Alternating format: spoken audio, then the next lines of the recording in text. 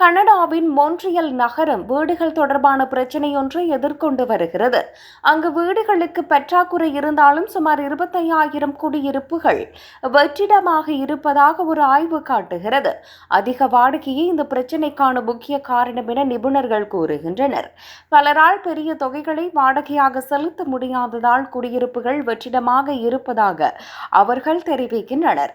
மேலும் சில கட்டிடங்கள் வாடகைதாரர்களுக்காக அல்லாமல் முதலீட்டாளர்களுக்காக மட்டுமே கட்டப்படுவதாகவும் அவர்கள் சுட்டிக்காட்டுகின்றனர்.